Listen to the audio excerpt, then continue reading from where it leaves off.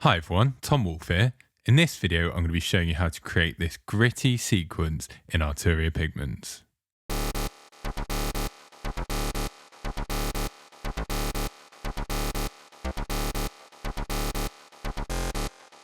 Mod wheel.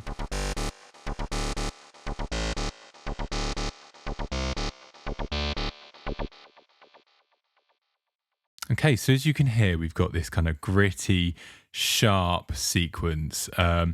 This is a preset called Predicted Downfall, and this is one of the presets included in my August 2021 Synth Vault presets.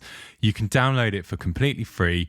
Just head to synthvault.net and sign up or log in, and then when you're there, head to the tutorials tab and you'll be able to grab this preset so that you can go through it with this tutorial. So let's have a look at how I created this preset. Okay, so we're going to start this preset using the wavetable engine, and we're going to use a wavetable called Lyra, which is under the processed category of wavetables included with Arturia Pigments. So first, let's just kind of start it off. We can remove our FM mod here, and it starts as a very buzzy kind of waveform there.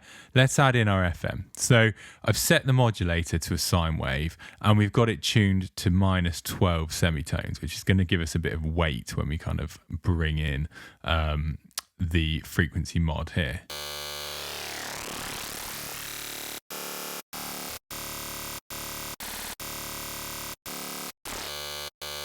So you can hear it kind of brings us a little bit of depth to that.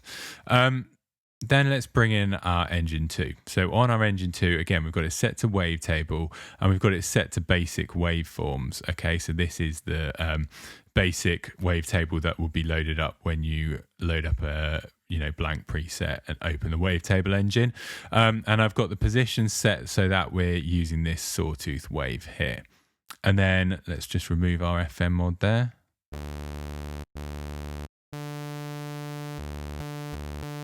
So we've got quite a basic sawtooth wave. The modulator here, again, set to sine wave, but we've got it set to 0 semitones. So we can bring that up, and it gets quite kind of buzzy and dirty. So you can hear we've got this really sharp, bright waveform that's coming from the combination of these two wavetables and their frequency mods. I'm then going to add in the utility engine as well. So if we turn that on, I'm not using either of these noise samples here, but what I am using is the sub oscillator. So I've got the sub oscillator set to a square wave. I've got the tuning set to -12 semitones, and you can see here that it's running into the filters. It's running into filter 1, and that's kind of brought in a bit of depth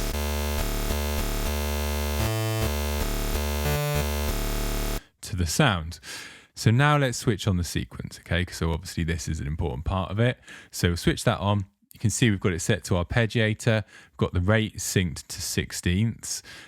So I've shortened it so that we've got 8 notes in this. I've not adjusted any of the velocity because I didn't want the velocity to control this sequence.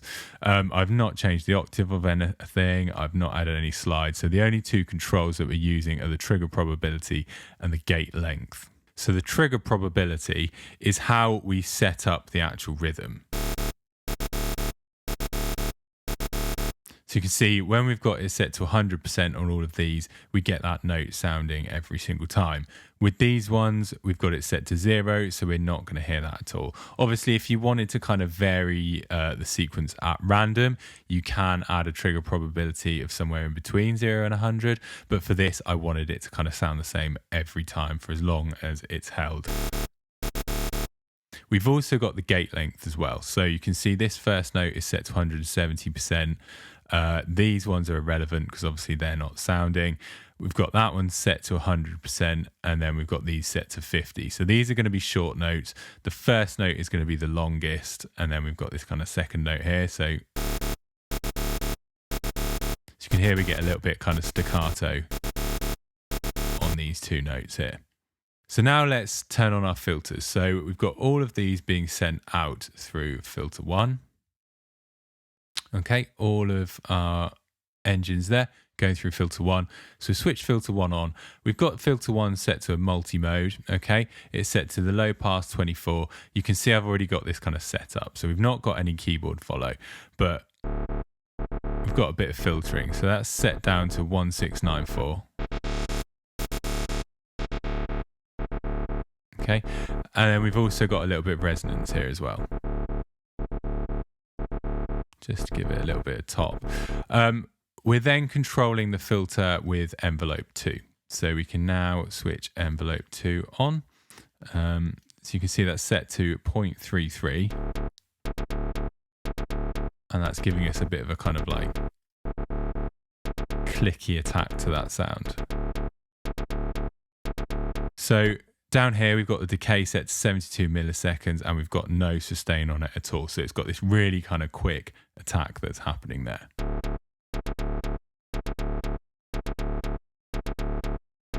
But of course, it's cutting it off pretty quickly. So what I then did was I controlled this using the function engines. So let's come over to function 2.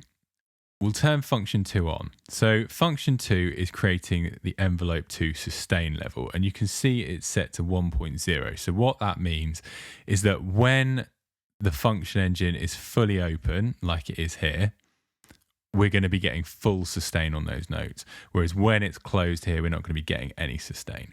So let's hear how that sounds now.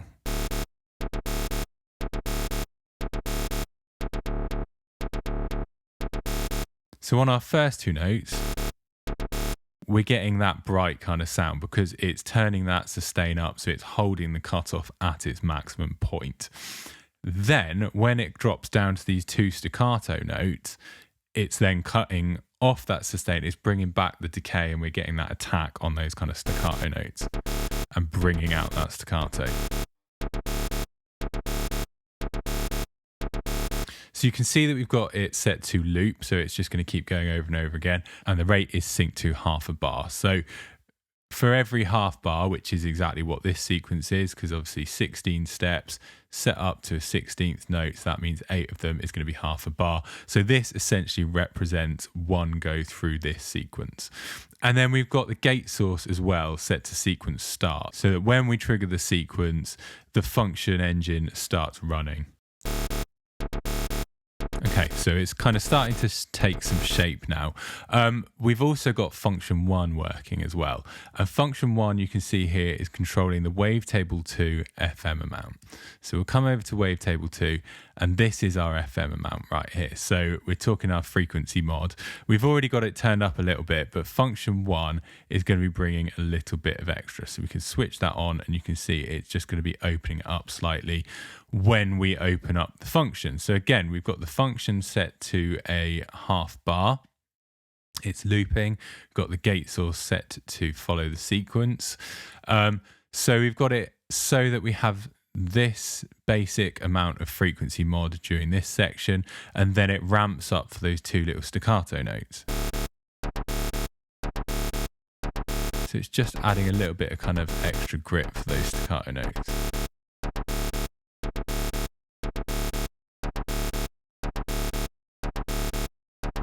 And kind of adding to the character of those little staccato notes as well. So now we're going to turn on our effects, and the only one that we're using straight out is the delay. So we'll switch on the delay, and you can see at the moment we've got the dry wet set to 0, but that's because this is being controlled by our macro 4, because I do like to allow for these effects to be turned off easily so that they can be mixed easier into your tracks. So I've got the delay macro, which is controlling the dry wet amount. So when this macro is up full, we've got 26% wet signal. So you can now hear the delay in there. Got it set up to ping pong mode. So we've got the time synced to dotted notes, and it's set up to 8th notes as well. So it's going to be 8th dotted notes. We've got a bit of kind of, high pass frequency filtering, bit of low pass frequency filtering here, a little bit of delay. I'm not controlling the fine offset there at all. So now it sounds like this.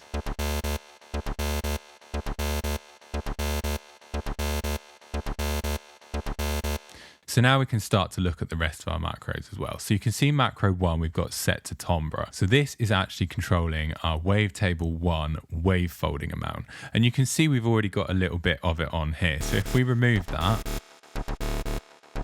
we get a slightly kind of blander sequence. The more we add, the brighter and sharper it gets. So we've already got a little bit of that on this sequence. Then we've got phaser on macro 2. So the phaser is here in our filter 2. So if I switch that on, you can see we've now got it set to phaser filter type. So we're controlling the cutoff frequency with function 3. So if we come over to function 3, you can see I've got it kind of mapped out as a triangle waveform. This is synced to 4 bars, so it's going very slowly. And again, the gate source is sequence start so that it kind of stays in time with the sequence. And this is just kind of bringing, you know, sweeping our cutoff here. Got it set to 4 pole, and we've got the feedback up just a little bit. And at the moment, because the macro is off, we're not hearing any phaser. But when we open the macro, we're now hearing that phasing. And that's because we've changed the filter routing here. So the macro is actually set up to change our filter routing. So we've got it set to pre-effects sum. And in our default position, we've got filter 1 and filter 2 running in parallel. So what we're doing with our macro is essentially just turning that so that they're running in series, which means that filter 1 is going to feed into filter 2, and we're going to get a 100% phased signal.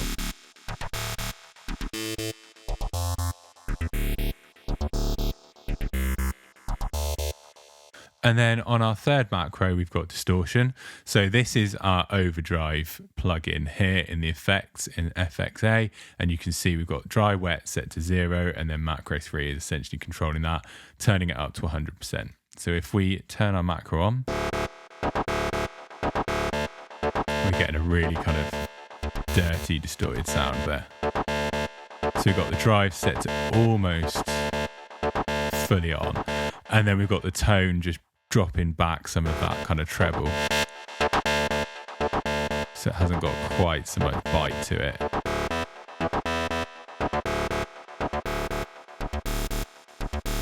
Okay, so that just, again, kind of changes the character of the sound.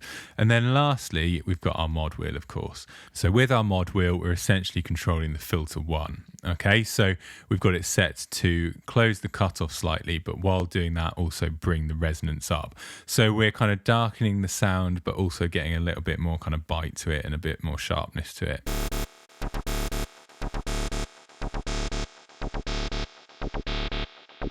There you go. So the sound kind of becomes a little bit more sort of squelchy and a bit darker.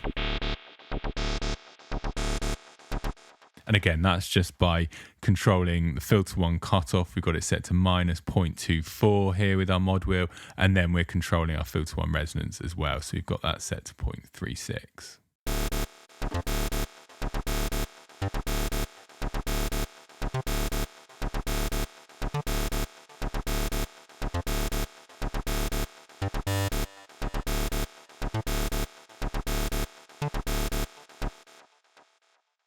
So there you have the preset predicted downfall. Hopefully you enjoyed following along with this tutorial and enjoyed creating it yourself. If you want to download this preset for free as it is here, then you can just head to synthvault.net and then sign up or log in. As a member of Synth Vault, you'll also have access to 5 brand new presets for Arturia Pigments every single month, as well as 5 presets for Omnisphere, 5 presets for a different UHE synth each month, and 5 presets for a monthly wildcard synth. This month, it's vital. So if you're looking for new sounds, then just head to synthvault.net. Before you go, don't forget to hit the subscribe button so that you can keep up to date with my latest videos and releases. Until next time, take care.